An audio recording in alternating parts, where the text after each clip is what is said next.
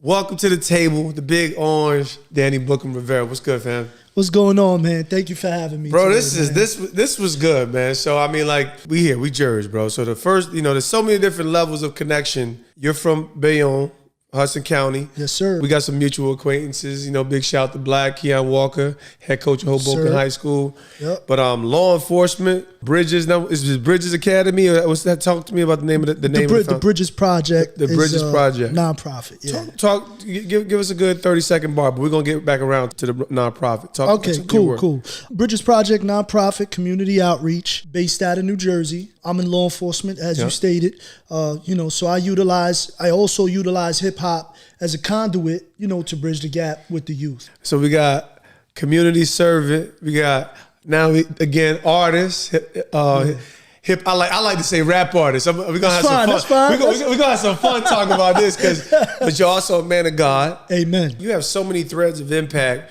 and that's why I was really excited to have you at the table. And I can't wait to just kind of hear your journey to arrival. But so talk to me, man. Like, first off, we got business first. Where were you the first time you ever seen the helmet catch?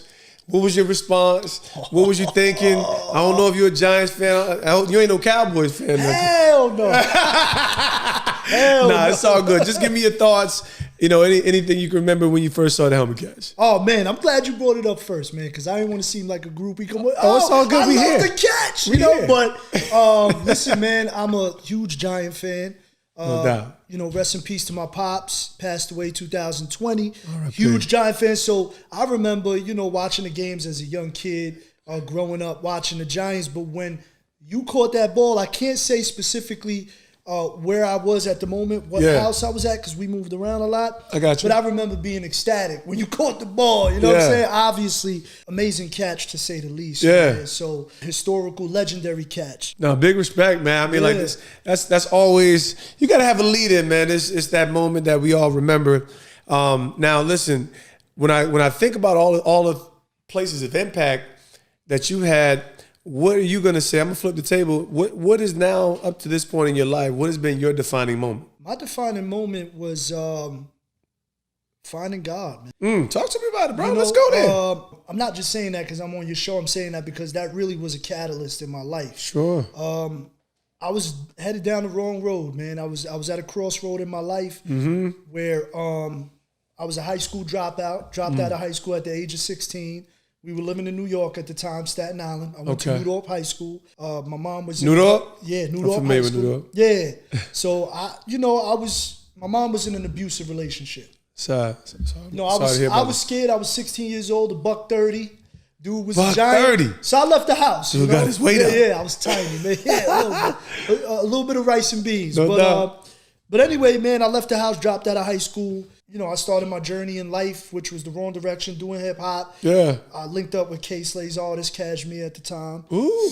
And then I started going for my GED. I found God. I went to a church in Linden, New Jersey. Linden? Pastor Ron Gant. Yeah, he's the one that brought me to God. Yeah. I haven't even heard. Okay, so boom. So at what point did you move from Staten Island, and how'd you make your way? When'd you make your way over to Jersey? Staten Island, I left. I signed out of school. At that time, you could sign out at 16. I signed out. Yeah. I went to stay with my boy Quest, who was a DJ. I stayed in the basement. In Bayonne, New Jersey. Got it. Yeah. Because you was always in Hudson. So you was floating. So it was from Hudson, moved around a lot. I know you talked about that. Yep. So what, like when you think about the young man that you was and kind of finding your way down that narrow path or that crooked path, you come into the light, you realize that Jesus is the narrow way. But even more so, what got you to that point where you were kind of finished with those vain pursuits, if you want to call them that? I mean, like, obviously you're still an artist and there's a redemptive element to your voice and your life and your platform. But what was it that kind of triggered, like, man, I really need to reconsider my ways? It's crazy because it wasn't like mentally when you're young, when you're that young, you're naive to the world. You think you know it all. Sure. So I felt like I was at a point where I thought I knew it all, but God kind of God found me. And when I went to the church in Linden, New Jersey, shout out to Pastor Ron Gant. Yeah. When I went to that church, God just touched me. The preaching was about the fire of God. Okay. And you know, I just felt a difference in my spirit. I just felt a difference from within, and from that point, my life just took a radical change. Man, that's powerful. You know, like it's not too many that just kind of yield and surrender. Yeah. You know, and I think that's number one. That's a powerful testament to, because that's kind of how it was for me. I got arrested on marijuana possession. That was the beginning in 2004. The beginning of like a domino falling. 2 weeks later, I'm in the back of a church, and next thing you know, I never drink again, never smoke again. Boom, I'm married 3 months later. I'm a new dude, like totally new. So ultimately, it's, you know, it's kind of some of our language changed. Like sometimes we say we found God, then eventually like, no, he found me, dog. Yeah.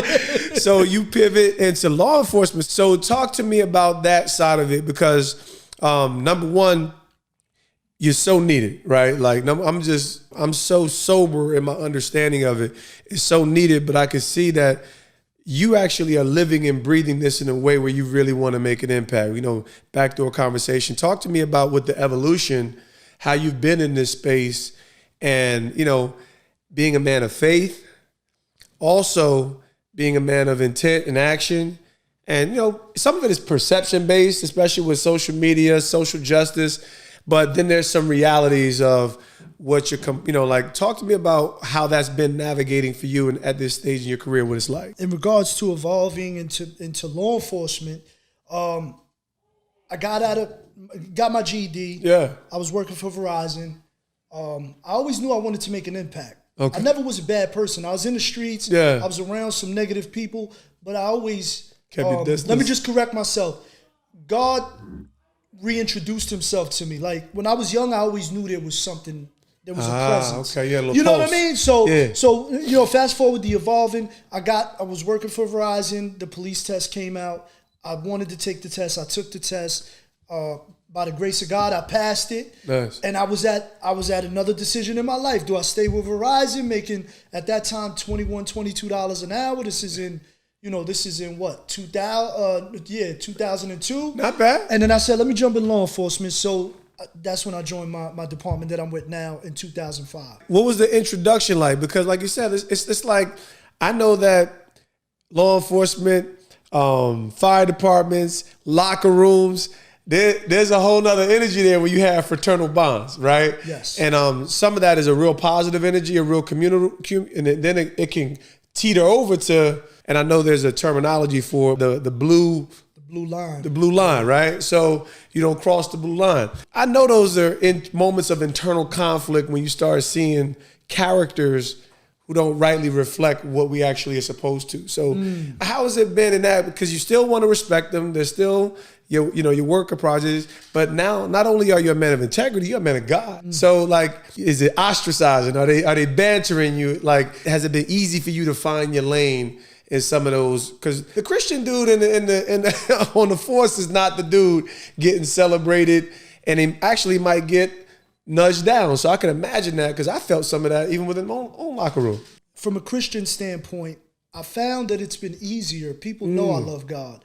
Dope. Ironic, right? There are some times that officers might not believe the same thing I believe, or as strongly as I believe. I let people see my actions, God through my actions. You know what I'm saying? The hardest transition for me has been in the force is the Bridges Project. Having brothers and sisters in law enforcement in the blue line, quote unquote, accept me for doing hip hop, for wanting to be part of the community. Because let's keep it real, a lot of cops get lost in this cop culture. Sure. And they're like you said, it's us versus them sometimes. And I'm a strong believer in service. Excellent. See, it's even in our title, Protect and Serve.